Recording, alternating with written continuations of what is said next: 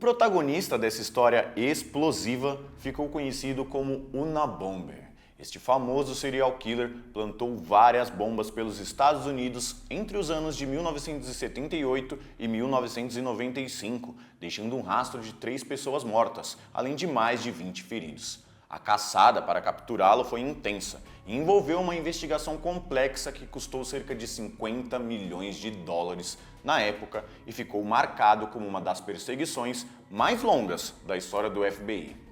Ted Kaczynski acabou virando um símbolo. Seu manifesto foi estudado inúmeras vezes e seu rosto e nome se tornaram referências, a ponto de estampar camisetas e inspirarem séries e documentários. Mas você sabe por que ele recebeu o apelido de Unabomber? E qual o impacto que ele queria causar com as bombas? Fique ligado, vamos explorar todas as informações sobre esse famoso caso aqui no Investigação Criminal Internacional.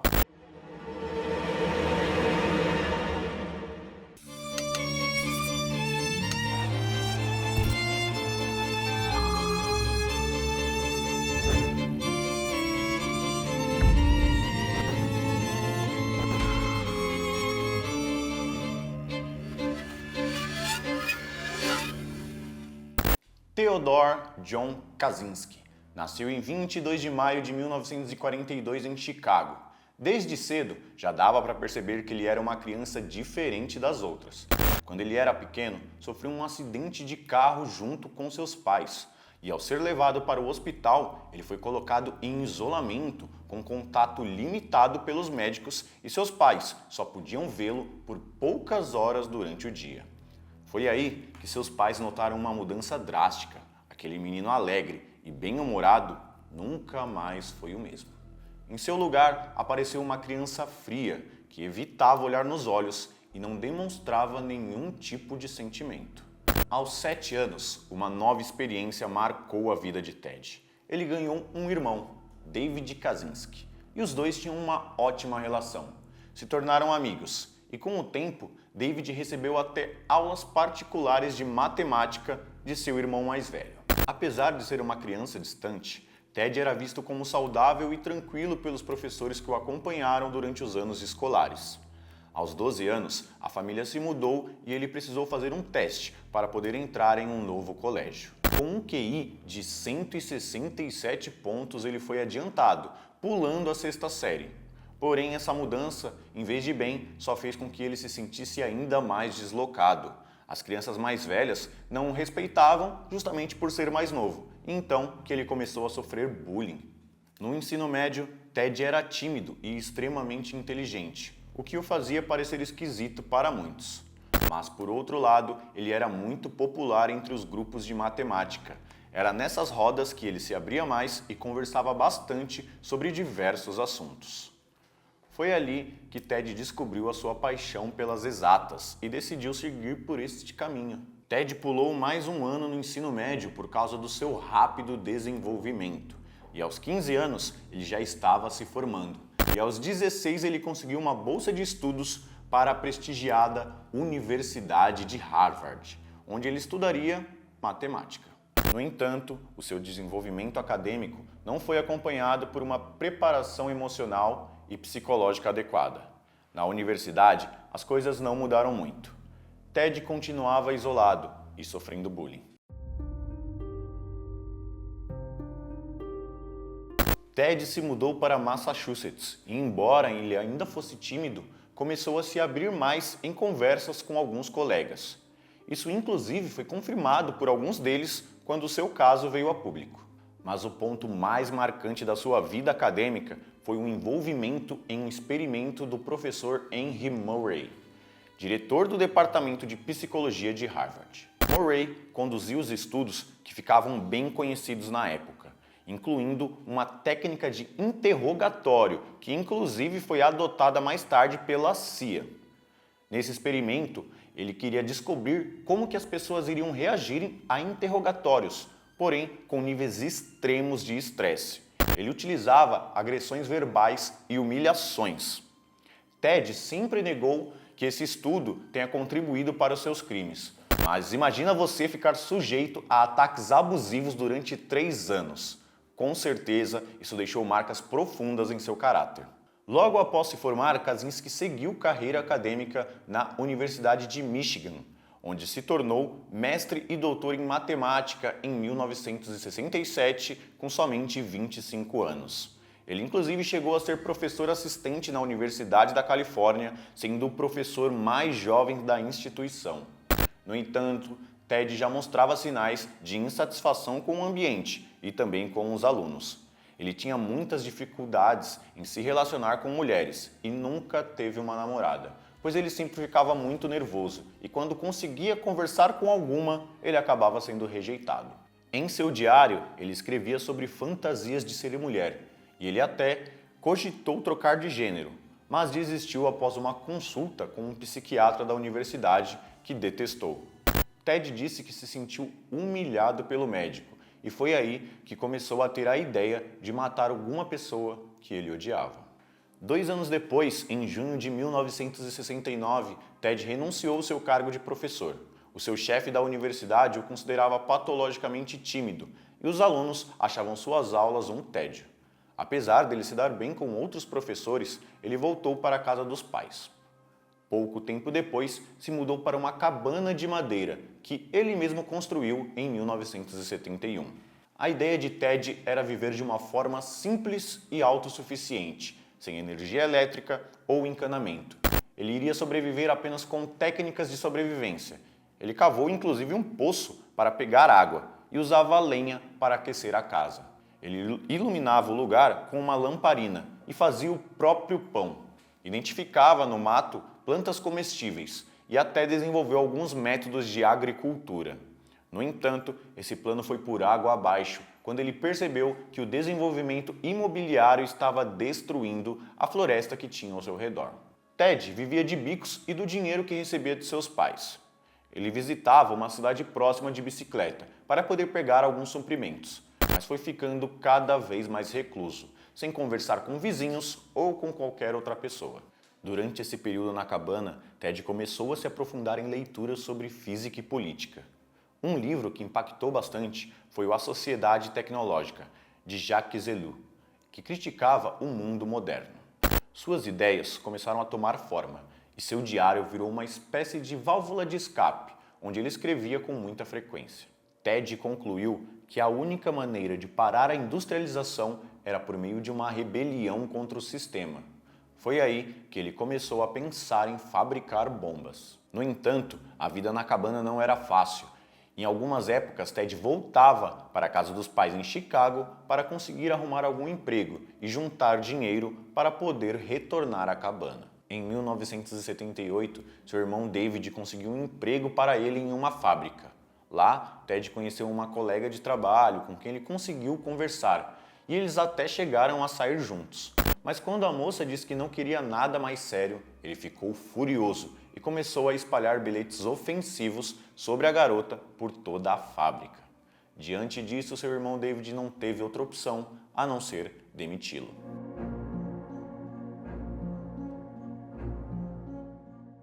Em 25 de maio de 1978, um pacote foi deixado para o professor Buckley Kirst no estacionamento da Universidade de Northwestern.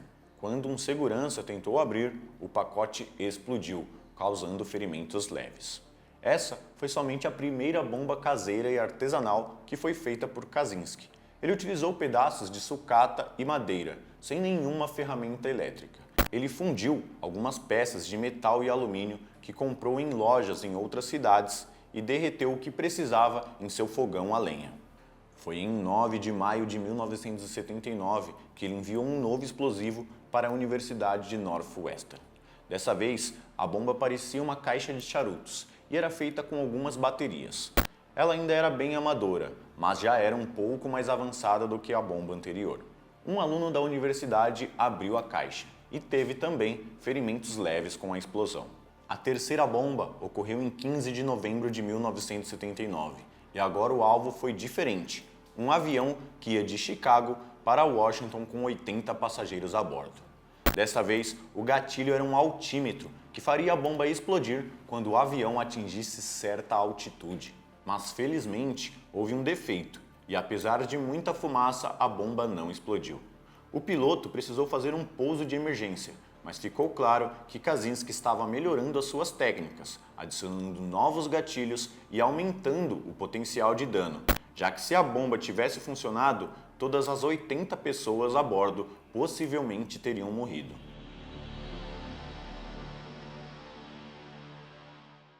Apesar da bomba falhar, o FBI foi acionado, já que um atentado a aeronaves é um crime federal, e uma força-tarefa foi criada para poder investigar o caso, que foi batizado de Unabom, uma operação que no total contou com mais de 500 pessoas envolvidas. E foi daí que veio o apelido que Ted Kaczynski ficou conhecido. As letras UN de vinham de universidade e A de aeronave. Juntando com isso, o bom era de bomba. Então, Unabom, Unabom. Por isso, quem fazia o Unabom era o Unabomber, entendeu? Mesmo com medo de novos ataques, o FBI estava sem pistas. Os pacotes eram impossíveis de rastrear. E além disso, Ted Kaczynski era um verdadeiro gênio. Ele sabia muito bem como agir para não ser pego. O FBI então começou a considerar várias possibilidades. As caixas de madeira poderiam significar que ele era um artesão? Ou talvez que ele morasse perto de alguma floresta? As bombas inicialmente enviadas em Chicago significavam algo? Será que ele era de lá? Ou talvez um ex-aluno da universidade que foi atacada? Eles até cogitaram a hipótese de envolvimento do Irã, devido às tensões da época com o país. Mas até terem algo concreto, o FBI continuava buscando respostas e investigando. Enquanto isso, Ted seguia morando isolado em sua casa depois de ser demitido da fábrica. Com o dinheiro que ele recebia dos pais, ele conseguia sobreviver. Foi então que um novo ataque aconteceu em 10 de junho de 1980. Desta vez, a bomba foi enviada para a casa de Percy Wood, presidente da companhia aérea United Airlines. O pretexto para Percy abrir o pacote foi um livro chamado Ice Brother, um romance sobre a Segunda Guerra Mundial, acompanhado de uma carta pedindo para que ele lesse o livro. Quando Percy abriu o livro, que era oco e cheio de explosivos, detonou, causando ferimento em seu rosto, nas mãos e nas pernas, a ponto dele precisar de cirurgia para remover fragmentos da bomba. As investigações ainda não haviam encontrado nenhuma conexão clara, já que Percy morava em outra cidade próxima a Chicago, o que quebrava um pouco o padrão. Mas dentro do pacote foram encontradas duas iniciais, FC. Com isso, o FBI começou a explorar uma nova pista.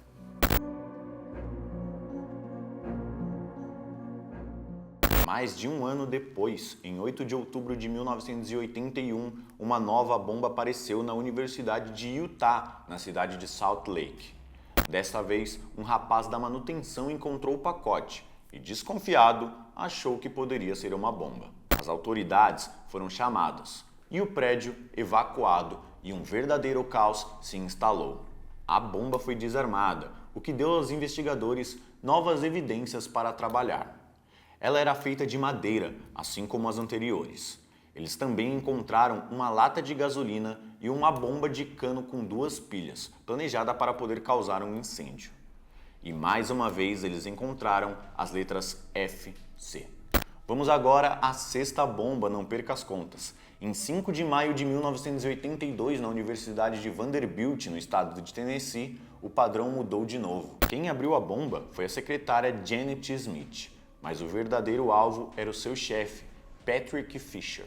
Um detalhe importante que os investigadores notaram é que a bomba foi enviada pelo correio a partir de Utah, o mesmo local da bomba anterior. E mais uma vez eles encontraram as letras F e C estampadas. O detetive Patrick Webb, um especialista em bombas, liderava a investigação a partir de São Francisco, mas ainda não havia nenhum suspeito, já que nenhum cabelo, nenhuma digital ou nada pudesse levar a alguma pessoa. Em 2 de julho de 1982, Diógenes Angelakos estava na sala dos professores da Universidade da Califórnia, quando ele encontrou um pacote no chão. Ao pegá-lo, ele explodiu parcialmente, revelando ali a 7ª bomba do Unabomber. O professor sofreu graves ferimentos, chegando a perder alguns dedos, porém sobreviveu. Durante as investigações, foi encontrado um bilhete com a seguinte mensagem: funciona. Eu disse que funcionaria. RV. Então, os investigadores começaram a procurar possíveis pessoas com as iniciais RV e também que continham Wu no nome, mas sem saber que isso era apenas uma tentativa do Unabomber de poder confundi-los e despistá-los. Mais tarde, descobriram um relato sobre esse ataque no diário do Unabomber. É frustrante que aparentemente eu não consiga fazer uma bomba letal. Depois desse ataque, o Unabomber desapareceu por um tempo e o FBI pensou que ele poderia ter sido preso ou morto. Mas a verdade é que ele estava se aperfeiçoando, tentando melhorar a eficiência de suas bombas. E foi assim que ele voltou à ativa em 15 de maio de 1985, utilizando uma nova combinação explosiva que continha nitrato de amônio e pó de alumínio.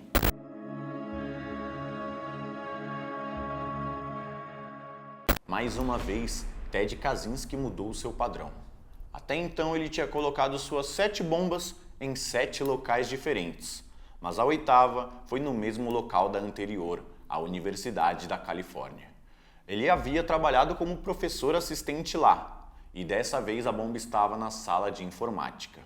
Um aluno chamado John Hauser tentou mover o pacote de lugar, mas a bomba explodiu do lado direito do seu corpo, causando ferimentos graves em seu braço direito, o que resultou em uma deficiência permanente. Mas felizmente ele sobreviveu. Em seguida, outras 3 bombas foram enviadas no mesmo ano de 1985. Uma em 13 de junho, uma em 15 de novembro e a 11ª bomba veio em 11 de dezembro, ficando cada vez mais perigoso. Um detalhe que só foi descoberto mais tarde é que para a bomba de 15 de novembro, o Unabomber foi até Utah para enviar o pacote para a Universidade de Michigan. Para você ter uma ideia, a distância entre essas duas cidades de carro é de mais de 20 horas. Então imagina o esforço que ele teve para enviar essa bomba. Os alvos dessa vez foram o professor de psicologia James McConnell e o seu assistente Nicholas Sweeney. Ambos sofreram ferimentos e perda temporária de audição. As investigações ganharam um novo agente, Greg Stechskal, que começou a notar uma mudança no padrão dos ataques. As vítimas anteriores estavam todas ligadas a áreas de tecnologia e engenharia. Por que então o Unabomber atacaria um professor de psicologia? O que fez ele mudar essa abordagem? A bomba de dezembro, que foi a 11ª, finalmente alcançou o objetivo de Ted, que era ser letal. Em Sacramento, na Califórnia, o dono de uma loja de informática, Hugh Scruton, encontrou um saco de papel nos fundos da loja. Quando ele tentou remover, uma grande explosão ocorreu, com estilhaços voando até 140 metros de distância. Para a próxima bomba, Ted continuava tentando inovar e confundir os investigadores. Em uma dessas tentativas, ele chegou a colocar pelos pubianos que havia coletado em banheiros públicos dentro da bomba, só para poder deixar as investigações ainda mais perdidas.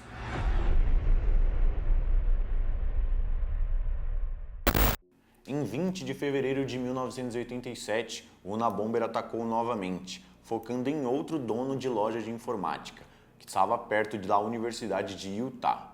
Gary Wright viu uma caixa de madeira na frente de sua loja com alguns pregos saindo dela. Quando ele levantou a caixa, uma explosão ocorreu. Por causa dos pregos que estavam dentro da caixa, Gary ficou gravemente ferido e precisou passar por várias cirurgias, mas felizmente ele sobreviveu. O que Ted Kaczynski não esperava era que uma das funcionárias da loja viu ele deixando a caixa, o que fez ela contar aos policiais que tinha visto um rapaz. E foi então que surgiu a primeira descrição do Unabomber. Ele foi descrito como um rapaz de bigode que aparentava ter cerca de 30 anos e vestindo um casaco cinza com capuz e óculos escuros do estilo aviador. Ele tirou a caixa de uma sacola de lavanderia e deixou em frente à loja. Essa descrição fez Ted se esconder e parar com seus ataques por 6 anos, só voltando a atacar em 1993. Durante esse tempo, o FBI mais uma vez achou que ele podia estar morto ou preso, já que era algo comum bandidos serem presos por um crime e não se saber sobre outros crimes que foram cometidos por eles. O FBI não desistiu das investigações e uma das coisas que mais intrigavam os agentes eram as siglas FC. Eles tentaram fazer várias combinações e até criaram mapas dos locais de onde as bombas foram enviadas, mas ainda assim sem sucesso. O que eles sabiam era que a cada nova bomba, o Unabomber ficava mais avançado em seus explosivos. Provavelmente, ele era alguém com conhecimentos em construção e com acesso a equipamentos elétricos para poder fabricar os pacotes. O agente-chefe Webb organizou uma conferência com outros pontos do FBI para poder reunir todas as informações e tentar chegar a uma conclusão melhor sobre o caso, já que tudo ainda estava muito vago. E já haviam se passado 14 anos desde o início das investigações. Durante essa conferência, houve até uma discordância entre os agentes sobre continuar ou não com as investigações.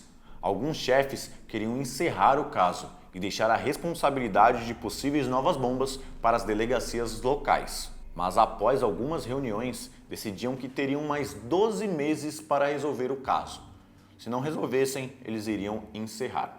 Em 22 de junho de 1993, o geneticista Charles Epstein foi o alvo de uma nova bomba, desta vez na cidade de Tiburon, na Califórnia. A filha dele encontrou uma caixa que parecia conter um livro e a colocou na mesa de jantar. Foi quando seu pai tentou abrir e a 13ª explosão do Unabomber aconteceu. Charles perdeu 3 dedos e parte da audição. A bomba foi tão potente que fez as janelas da casa explodirem, as portas quebrarem e as louças da cozinha voarem e se quebrarem. Quando o agente Webb foi chamado para averiguar o local, ele tinha uma certeza, que aquilo era obra do Unabomber. E ele não demorou a agir novamente. 2 dias depois, em 24 de junho de 1993, na Universidade de Yale, no estado de Connecticut, a 14ª bomba explodiu e a vítima foi o professor de ciência da computação, David Galanter, que perdeu a visão de um olho e parte da mão direita, além da audição de um dos seus ouvidos. O famoso jornal The New York Times recebeu uma carta de um suposto grupo anarquista que reivindicava os bombardeios, se autodenominando FC, Freedom Club, que na tradução é Clube da Liberdade. Eles pediram para que o jornal perguntasse ao FBI sobre quem eram os FC. O FBI confirmou a existência da sigla e revelou que as informações sobre o FC nos explosivos nunca havia sido divulgada ao público. Além disso, a carta foi enviada antes das últimas explosões, de acordo com a data do selo, e nela continha detalhes sobre os ataques que só quem fez a bomba poderia saber. O grupo assumiu a autoria das explosões e avisou que usaria códigos para se comunicar, garantindo que ninguém se passaria por eles. Em 10 de dezembro de 1994, a 15ª bomba fez a sua segunda vítima fatal, desta vez em Nova Jersey. Thomas Mosser, um executivo de uma empresa de publicidade, foi morto instantaneamente quando abriu o pacote que era do tamanho de uma fita cassete. Nessa altura, o FBI estava cada vez mais perdido e desesperado, com mais bombas sendo enviadas e mais pessoas morrendo. Como eles poderiam evitar isso? O país já estava totalmente assustado. Os pacotes que eram entregues pelos correios se tornaram uma ameaça constante e muitos professores tinham medo de abrir qualquer coisa que chegasse pelo correio, já que várias das bombas tinham sido enviadas assim. Em resposta, o FBI ofereceu uma recompensa de $1 milhão para qualquer informação que levasse à prisão do Unabomber. As linhas telefônicas do FBI ficaram congestionadas, com tantas pessoas ligando na esperança de que qualquer informação pudesse ser relevante e que conseguisse a recompensa. Enquanto isso, Ted Kaczynski continuava sendo influenciado pelas ideias de Jacques Ellul, usando os textos do escritor para poder reformular as suas críticas ao sistema e à evolução da tecnologia. Kaczynski chegou a escrever um texto com cerca de 35.000 palavras. Em abril de 1995, uma carta de 3 páginas foi enviada ao The New York Times, onde o grupo FC assumia a responsabilidade pela morte do executivo Thomas Mosser, explicando que o motivo foi ele ter melhorado a imagem de uma empresa após um derramamento de óleo no Alasca. Na carta, eles também explicaram que os ataques eram focados em cientistas e engenheiros das áreas de tecnologia e genética, e que não tinham a intenção de atacar professores ou estudiosos de outras áreas. As bombas eram uma forma de encorajar aqueles que odiavam o sistema industrial e de causar instabilidade na sociedade. O grupo inclusive provocou, dizendo que o FBI não os pegaria tão cedo. No final da carta, o grupo mencionou que tinha um manifesto de 35 mil palavras e que se o jornal publicasse, eles iriam parar com os ataques. Em 24 de abril de 1995, a 16ª bomba explodiu em Sacramento, na Califórnia, matando o presidente da Associação Florestal da Califórnia e lobista das indústrias madeireiras Gilbert Murray. Um pacote do tamanho de uma caixa de sapatos foi entregue em nome dele na empresa, e ao abrir, a explosão fatal aconteceu. Em junho de 1995, uma nova carta foi enviada ao jornal. Nela, o grupo UFC ameaçava explodir um avião comercial saindo do aeroporto de Los Angeles se o texto de 35 mil palavras não fosse publicado. O FBI estava em um dilema: fechar aeroportos e correios por muito tempo, o que seria complicado já que eram serviços essenciais, mas por outro lado, se não fechasse, a população que já estava assustada iria ficar cada vez mais. 3 pessoas já haviam morrido e muitas outras estavam gravemente feridas. Após muita discussão, o FBI decidiu que para preservar a segurança da população, o manifesto do grupo seria então publicado pelos jornais.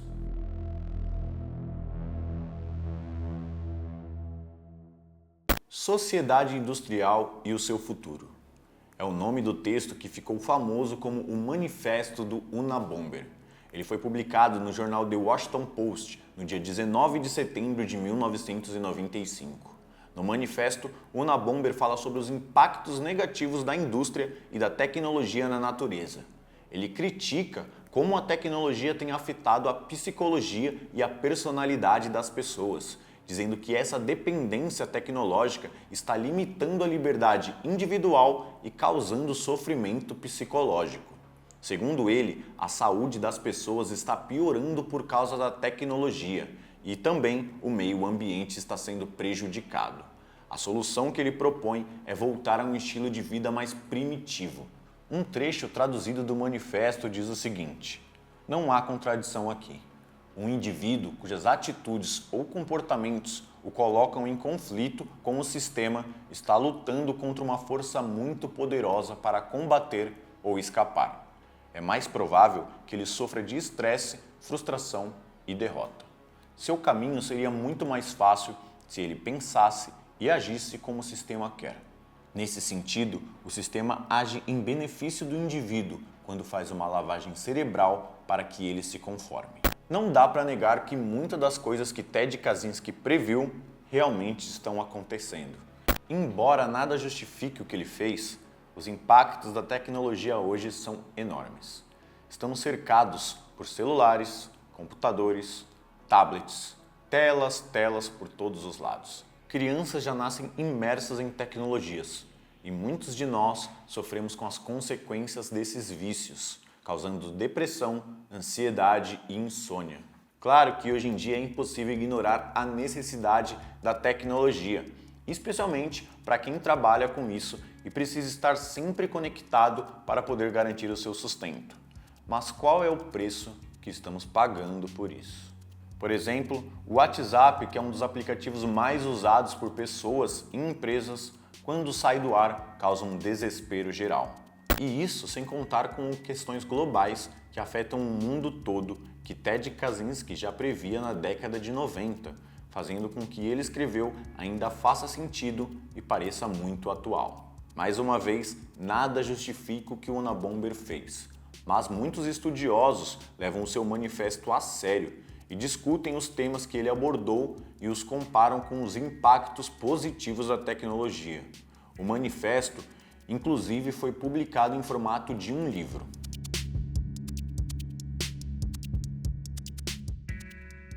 Voltando agora às investigações, uma linha de denúncia foi criada pelo FBI e começaram a chegar várias ligações e cartas. A situação ficou ainda mais tensa depois que o manifesto foi publicado, deixando os agentes completamente perdidos, porque o Unabomber não deixava nenhuma pista que pudesse auxiliar nas investigações. Quando ele deixava alguma, era intencionalmente falsa, somente para atrapalhar a investigação. Para você ter uma ideia de como ele despistava, se descobriu depois que ele fabricava a própria cola, para que não tivesse a possibilidade de que eles identificassem qual era a marca e que ele pudesse ser rastreado. Mesmo com todo o cabelo que ele tinha, nenhum fio foi encontrado nos pacotes. Foi aí que entraram os profilers. Eles são especialistas que criam perfis dos criminosos, analisando comportamentos, como por exemplo o motivo por trás dos crimes, como as vítimas reagiram ou até mesmo o motivo pelo qual um criminoso amarrava uma vítima em um assalto, por exemplo. James Fitzgerald começou a participar das investigações e muitos perfis foram elaborados. Após o manifesto e diversas análises linguísticas, conseguiram estimar a idade média do suspeito, utilizando ali a base como o estilo da escrita dele ou as palavras usadas que eram de regiões específicas e algumas palavras que eram antigas, então só pessoas com certa idade conheceriam. David Kaczynski, o irmão de Ted, soube do manifesto e na época em que ele foi publicado estava morando em Nova York. Ao ler o texto, David começou a suspeitar que era o seu irmão quem tinha escrito, devido ao estilo da escrita. A esposa de David, Linda Patrick, foi a primeira a levantar a suspeita de que Ted era o autor do manifesto. Curiosamente, Linda e Ted nunca se conheceram pessoalmente, porque Ted detestava a esposa do irmão. Na visão dele, ela havia feito seu irmão se acomodar em uma vida de classe média, algo que o Ted desprezava. Ele nunca fez questão de comparecer ao casamento de David e Linda e mantinha contato apenas por cartas. Linda percebeu as semelhanças no manifesto, especialmente em relação ao ódio, à tecnologia e ao modo de pensar de Ted. Como ela não tinha nenhum laço afetivo com Ted, foi mais fácil para ela poder entender os pontos que David não conseguia ver. O casal decidiu contratar uma detetive particular, chamada Susan Swenson, para poder comparar os textos com o manifesto e confirmar se realmente era Ted o autor. A detetive confirmou a semelhança e David ali se viu em um dilema: denunciar o seu irmão, que poderia enfrentar uma pena de morte já que matou pessoas, ou ficar em silêncio e permitir que mais pessoas fossem vítimas. Quando ligou e contou tudo o que sabia, esperava que a situação fosse resolvida rapidamente.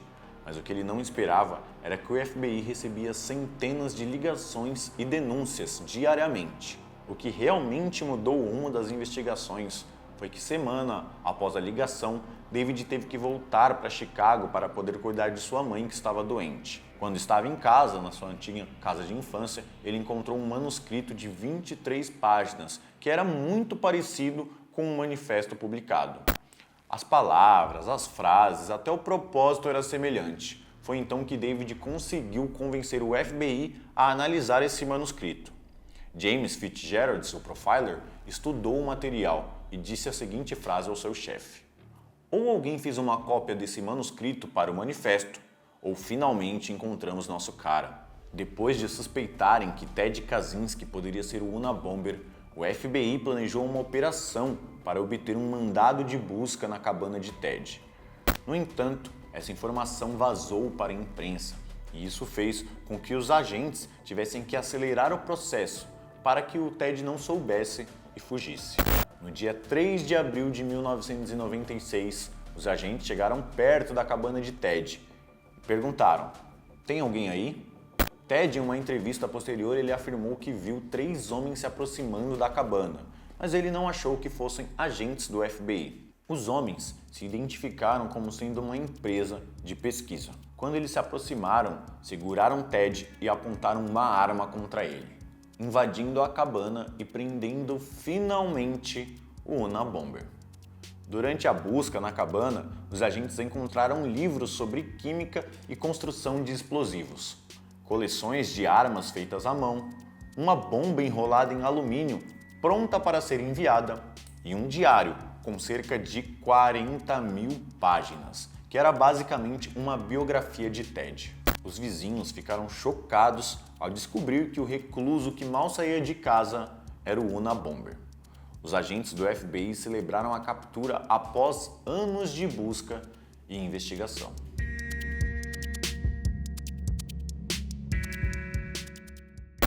Em junho de 1996, Ted Kaczynski foi formalmente acusado de 10 crimes, incluindo transporte ilegal e uso de bombas. Quando Ted soube que seu irmão David foi quem o havia denunciado, ele ficou incrédulo.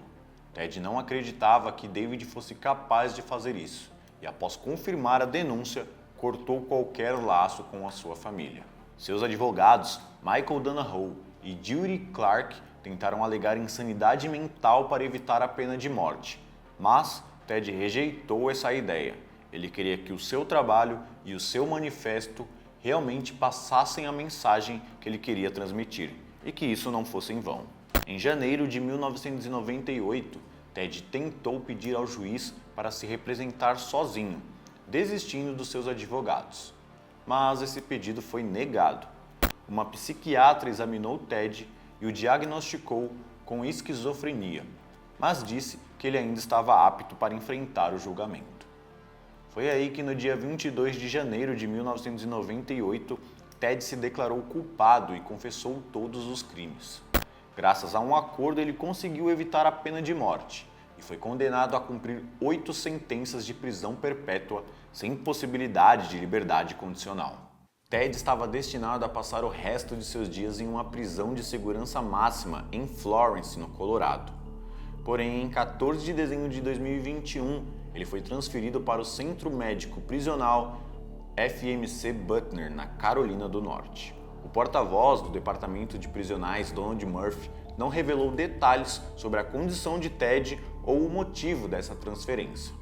Em uma carta, Ted havia indicado que estava sofrendo de câncer terminal e que sua expectativa de vida era de 2 anos ou até menos, mas essa informação nunca foi confirmada oficialmente. Na manhã de 10 de junho de 2023, funcionários da prisão encontraram Ted morto em sua cela na Carolina do Norte.